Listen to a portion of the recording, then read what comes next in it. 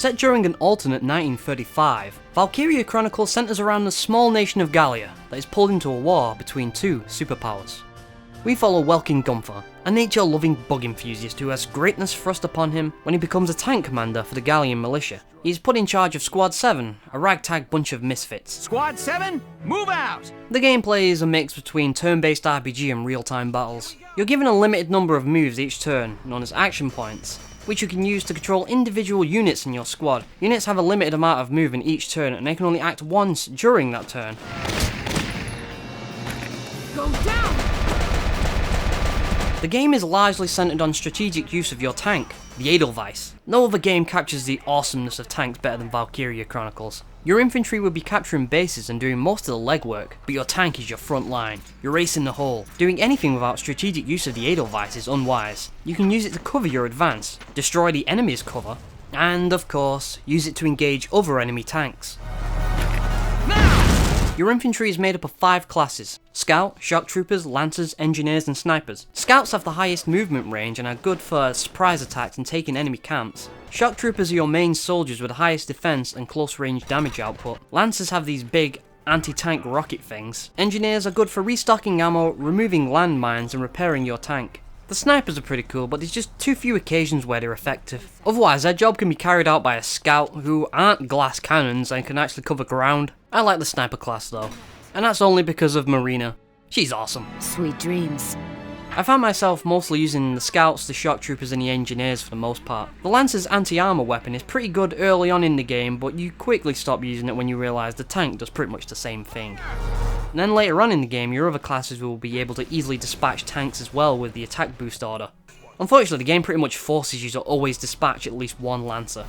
There are certain key units in your squad that give you extra turns if you have them deployed. Alicia for the scouts, Rosie for the shock troopers, and Largo for the Lancers. Since Largo is pretty much useless, you just park his ass at the bottom of the map to twiddle his thumbs for an hour while you do the actual mission. I know if I were drafted into the military, that would be my dream job. But it just sucks that these classes can't be more useful. Anyway, you may have noticed that there are a lot of unique faces in Squad 7. They're not just faceless goons without personality. They all have their own hopes and dreams. Their personality quirks even come into play in battle. I have the power. Follow me! We'll make it through! Some characters might be slightly racist and have a drop in abilities around Darksons, the game's minorities for your information. And some perform better around characters they like. Dallas the Engineer is a man-hating lesbian. You can't get mad at me for saying that. Her personality quirks are fancies women and hates men. What else am I supposed to take from that? At any rate, her stats are buffed when she's at a slumber party, but plummets when it's a sausage fest. I found myself discriminated based on how silly their voices sounded. I'm Aisha Newman. Nice to meet you. No, that one's a silly voice. The name's Jane. Silly voice. Ugh. Kicked out with so much left to do. You know Corin, reporting for duty. Ooh, she's voiced by Grey Delisle. Hey, Salinger. Rambo! Be careful though, because your units can die permanently if they're gunned down in battle and aren't evacuated by the medic. It's gonna be alright. Leave it to me. Simply put, the gameplay in Valkyria Chronicles is just extremely fun. That turn when you finally manage to break through the enemy's defences after setting up your troop placement in the previous turn is just so satisfying. You're constantly thinking of how you're going to defend and attack at the same time. It's the kind of pure strategy that turn-based gameplay excels at. Those moments of inactivity as you plan your next move.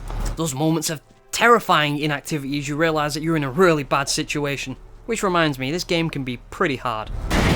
No. Sorry, everyone. This game has made me throw my pad in frustration several times, and it does come down to just plain old bad luck sometimes. But more often, it's because I did something stupid. I miscalculated. I took a risk I perhaps shouldn't have. I just wasn't prepared for the difficulty that lay ahead. This is the kind of game where you need to fail at least once on missions, just so you're prepared for what comes next.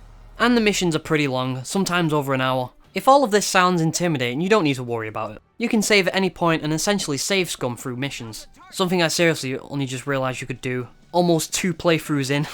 Yes, I played through this game thinking Sega were merciless enough to make you lose an hour of progress because you died right at the end of a mission. I've played enough Atlas games to find nothing strange about this. I had played this game a few years back on the PS3 and I can say it definitely holds up to multiple playthroughs. Go down! Man down, everybody. In fact, I think I enjoyed my second playthrough better. Did I even mention that this was a JRPG? You can level up your characters at the training grounds and grind for XP during skirmish missions, which are pretty much easier versions of missions you already played in the campaign. You level up classes, not individual squad members, so you can swap out characters willy-nilly. The tank can also be upgraded, and you can purchase orders from this old dude hanging around the cemetery. Basically, the orders are buffs and they're extremely useful. Sometimes a little too useful. Remember how I said earlier that the damage boost order can allow your troops to destroy tanks? There are quite a few methods like that to cheese the game.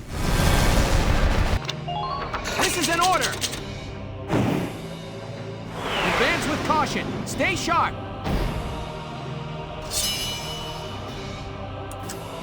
My turn, okay?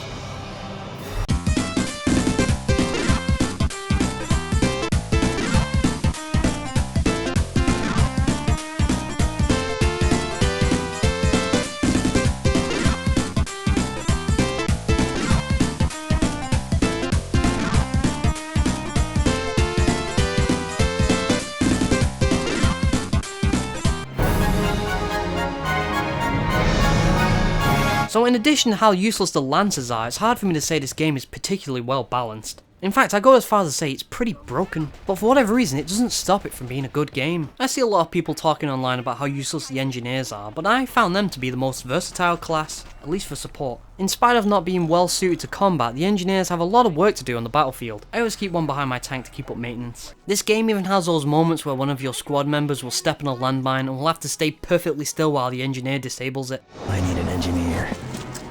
Please help the advanced unit.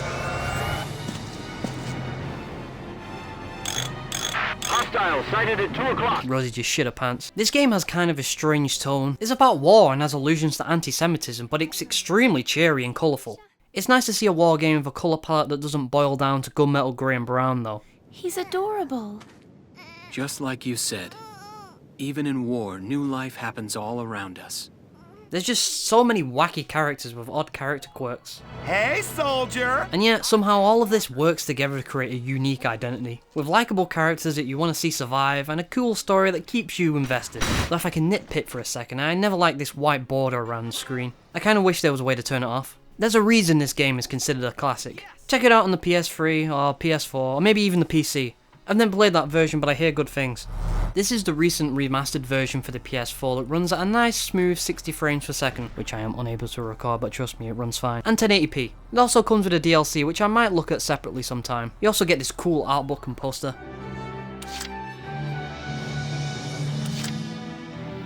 Hey, wasn't there like a new Valkyria Chronicles game in development? Hey, let's take a look at that.